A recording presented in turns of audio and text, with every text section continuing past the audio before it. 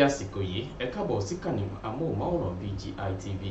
Ìròyìn eré ìdárayá ló ń dé sétí ìgbọ̀nyín ká tó mú ìròyìn eré ìdárayá náà wá sí etí ìgbọ̀nyín lẹ́kùnrẹ́rẹ́ ṣáájú ẹ má gbàgbé láti darapọ̀ mọ́ wa lójú òpó ìkànnì abánidọ́rẹ̀ẹ́ wa Facebook gbàgede ìmọ̀ with Aláwìyé Adébáyọ̀, lórí Instagram gbàgede ìmọ̀ _22, lórí YouTube bàbá gbàgede ìmọ̀ TV là ń jẹ́ lórí YouTube.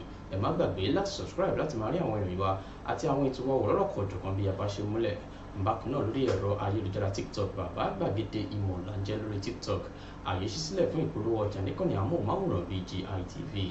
Ìròyìn eré ìdárayá náà rèé lẹ́kùnrẹ́rẹ́. Samuel Owóyẹmí lórúkọ tèmi. Agbábọ́ọ̀lù obìnrin fún ikọ̀ agbábọ́ọ̀lù orílẹ̀-èdè Nàìjíríà Super Falcons Rasheedat Ajibade ló ti sọ di mímọ̀ ṣáájú ìfẹsẹ̀wọnsẹ̀ tí yóò máa wáyé lónìí láàrin orílẹ̀-èdè Nàìjíríà àti orílẹ̀-èdè Cameroon ní pápá ìṣeré Moshood Abiola tó wà ní ìlú Àbújá. Rasheedat Ajibade ẹni tó sọ di mímọ̀ pé àfojúsùn àwọn òun ni láti dé ibi ìdíje Olympic Games èyí tí yóò máa wáyé ní ìlú Paris orílẹ̀-èdè France ti ọdún yìí. Bẹ́ẹ̀ kò bá gbàgbé ìgbà orílẹ̀-èdè Nàìjíríà àti orílẹ̀-èdè Cameroon ni wọ́n ti kọ́kọ́ figagbága lákọ̀ọ́kọ́ níbi tí ìfẹsẹ̀wọnsẹ̀ náà ti yọrí sí àmì ayò òdo. Bákan náà bí ẹ kò bá gbàgbé pé ikọ̀ agbábọ́ọ̀lù orílẹ̀-èdè Nàìjíríà ni wọ́n ti kópa gbẹ̀yìn níbi ìdíje Olympic èyí tó wáyé ní orílẹ̀-èdè China ní ọdún 2008. Bákan náà orílẹ̀-èdè Cameroon ni wọn kò tí ì láǹfààní láti débi ìdíje Olympic látìgbà tí wọ́n ti ń gbà sẹ́yìn.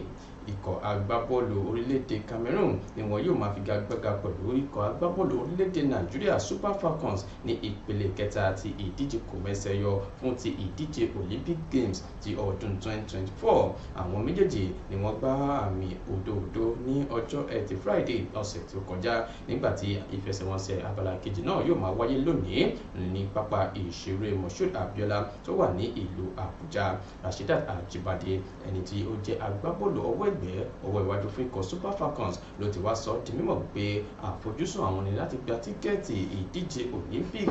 Bákan náà àwọn agbábọ́ọ̀lù rẹ̀ tí wọ́n jẹ́ akẹgbẹ́ rẹ̀ nínú ikọ̀ agbábọ́ọ̀lù Super Falcons ni wọ́n ti fi ojú sọ́nà láti lọ ṣojú orílẹ̀-èdè Nàìjíríà níbi ìdíje Olympic ti ọdún yìí.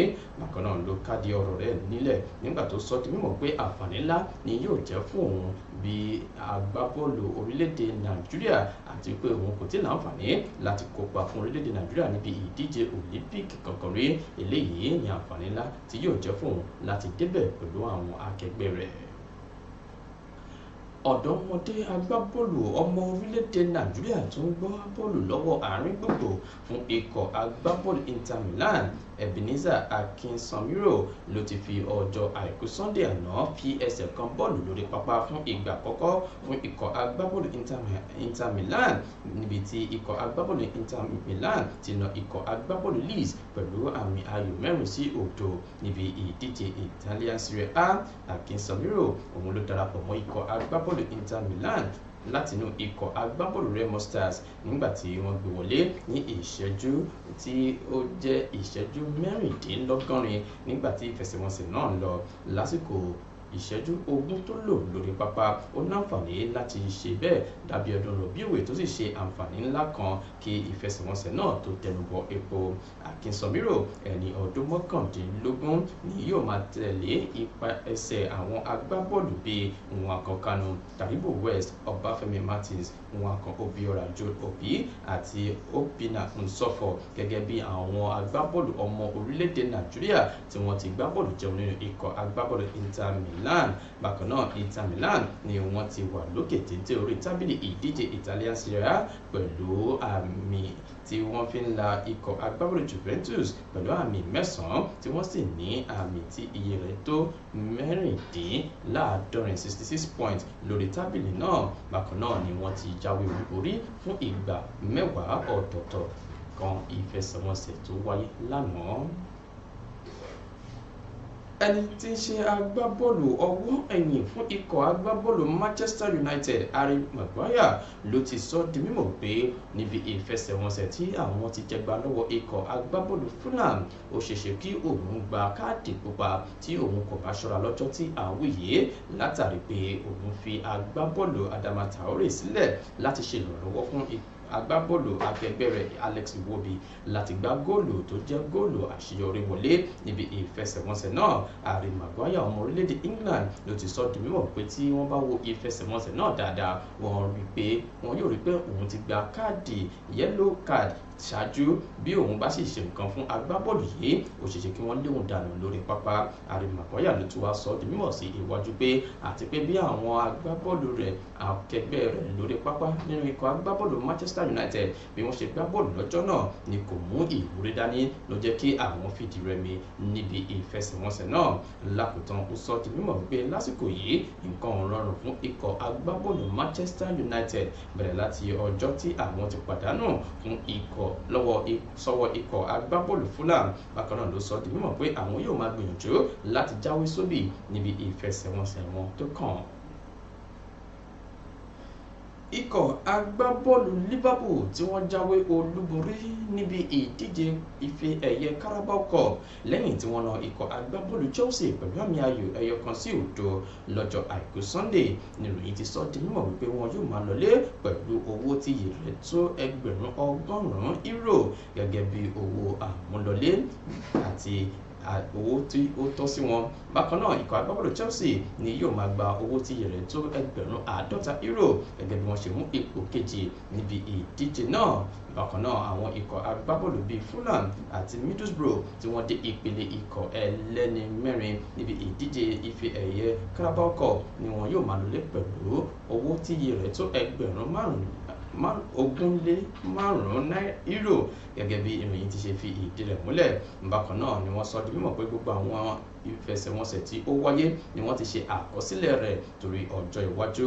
Bákan náà gbogbo àwọn ikọ̀ agbábọ́ọ̀lù tí wọ́n kópa níbi ìfẹsẹ̀wọnsẹ̀ náà ni wọ́n ní lọlé lọ́wọ́ òfo bó tilẹ̀ jẹ́ pé àwọn kan ti ń sọ di mímọ̀ wípé ife ẹ̀yẹ FA Cup ni owó tí iye rẹ̀ tó mílíọ̀nù 4 ti wà ní ìkàlẹ̀ fún gbogbo àwọn ikọ̀ agbábọ́ọ̀lù tí wọ́n bá kópa níbi ìdíje náà.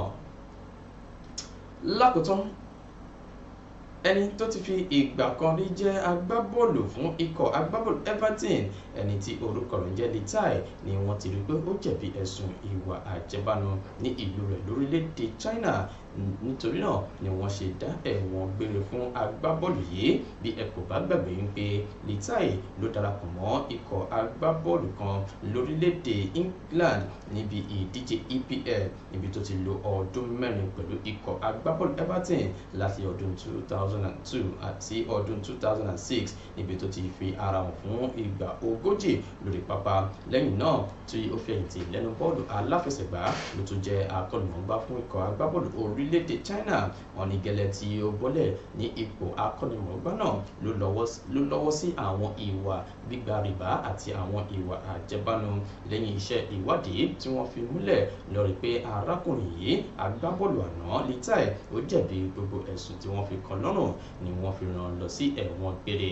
Litai ẹni tí ó fara hàn gbẹ̀yìn kí ó tó máa lọ sí ẹ̀wọ̀n náà ló sọ di mímọ̀ fún àwọn ará ìlú wípé kí wọ́n má bínú tí òun bá ti ṣe ohun tí kò tọ́ gẹ́gẹ́ bí ẹni tí òun jẹ́ láwùjọ. Bí ó ti mọ rèé fún ìròyìn eré ìdárayá láti kàn ní amóhùnmáwòrán BGI TV ká tó máa lọ ẹ má gbàgbé láti darapọ̀ mọ́ wa lójú òpó ìkànnì abánidọ́rẹ̀ẹ́ wa Facebook gbàgede ìmọ̀ with Aláwìyé Adébáyọ̀, lórí Instagram gbàgede ìmọ̀ _22, lórí YouTube àbá gbàgede ìmọ̀ TV là ń jẹ́ lórí YouTube. Ẹ má gbàgbé láti subscribe láti máa rí àwọn ìròyìn wa àti àwọn ètò wọn lọ́lọ́kọ̀ òjọ̀kan bí a bá ṣe múlẹ̀. Bákan náà àyè ṣí sílẹ̀ fún ìpolówó ọjà níkànnì amóhùnmáwòrán BGI TV. Samuel Owóyẹmí ló ti mú ìròyìn eré ìdárayá wá sí etí ìgbọ̀nyín. Ẹ ṣé bí ẹ ti ń tẹ́tí gbọ́ wa, ẹ ṣé bí ẹ ti ń wò wá. Àwa la ó máa ṣe nǹkan ní ṣe wá o. Ire o, ire kàbìtì.